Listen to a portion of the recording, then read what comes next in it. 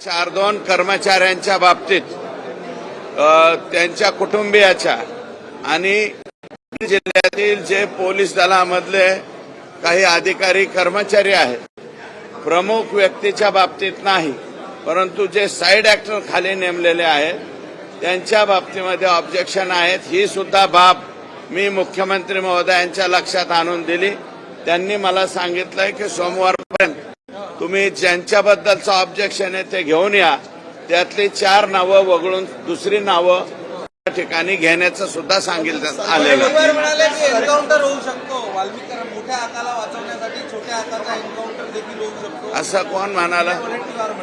हे पहा, वडेट्टीवार साहेब माझ्यापेक्षा मोठे आहे, ते काँग्रेस पक्षाचे आहे.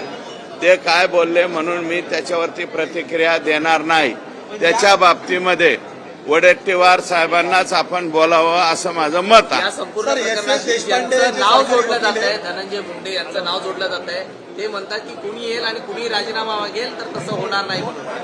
हे बघा, मी तर अजून त्यांचा राजीनामा मागितलेला नाही, त्याच्यामुळे त्यांच्या राजीनाम्याचा आणि मागण्याचा प्रश्नच येत नाही. मी राजीनामा मागितलेला नाही. सरकारी वकील देशपांडे यांनी वाल्मिक कराडच्या प्रकरणात लढण्यास नकार दिलेला आहे. या प्रकरणाची चौकशी एखाद्या ज्या सरकारी वकिलांनी तिथे बाजू मांडण्यास नकार दिलेला आहे त्याचं सरकारी अभियोक्ता पद काढून घ्यावं अशा प्रकारचं पत्र मी माननीय मुख्यमंत्री महोदयांना दिलंय. ज्या गाडीतनं वाल्मिक कराड यांनी काल सरेंडर झाले, अजित पवार मस्साजोगला संतोष देशमुख यांच्या कुटुंबाला भेटायला गेले, त्यावेळी तीच गाडी अजित पवारांच्या ताब्यात देखील होती. आता हे बघा, हे आका मोठ्या आकांच्या बरोबर सगळीकडे होते, म्हणून मग अजितदादांच्या ताब्यात तीच गाडी असणार.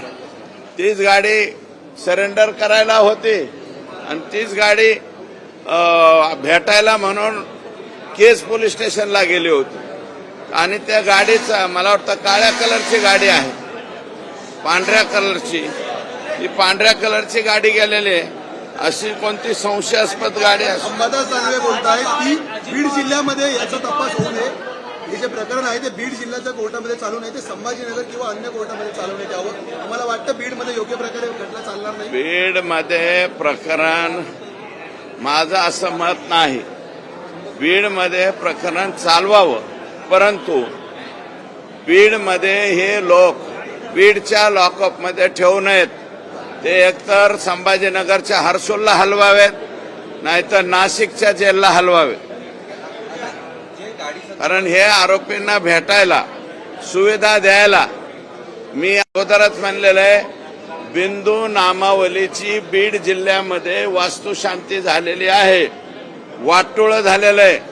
बिंदू नामावलीमध्ये एसटीच्या जागेवरती ठराविक प्रवर्गाचे लोक आलेत, एससीच्या जागेवरती ठराविक प्रवर्गाचे लोक आलेत आणि ओपनच्या जागेवरती आले, मायक्रो ओबीसीच्या जागेवरती आले, सगळ्याच जागेवरती एससीबीसीच्या जागेवरती बी तेच एकाच प्रवर्गाचे लोक जास्त संख्येने तिथले अधिकारी कर्मचारी याच्यामध्ये झाल्यामुळं बीड जिल्ह्यामध्ये कुठल्याही बाबतीत प्रॉब्लेम होऊ शकतो. आणि मी आता तर फक्त त्यांना हलवा म्हणतो, भविष्यात केस सुद्धा दुसऱ्या जिल्ह्यामध्ये हलवण्याची पाळी येईल.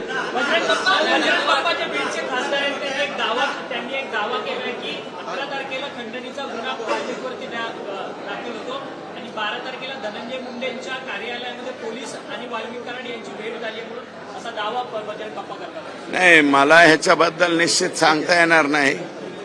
बजरंग बाप्पांचे सोर्सेस जास्त असतील तर तुम्ही ते, आणि असं जर झालं असेल तर हे दुर्दैव आहे. एका खंडणी मागणाऱ्या गुन्हेगाराबरोबर या राज्याचे मंत्री ज्यांनी गोपनीयतेची शपथ घेतलेली आहे, असा मंत्री जर तिथं थांबत असेल तर मंत्री म्हणून घ्यायला सुद्धा ते लायबल नाहीत असं माझं मत आहे.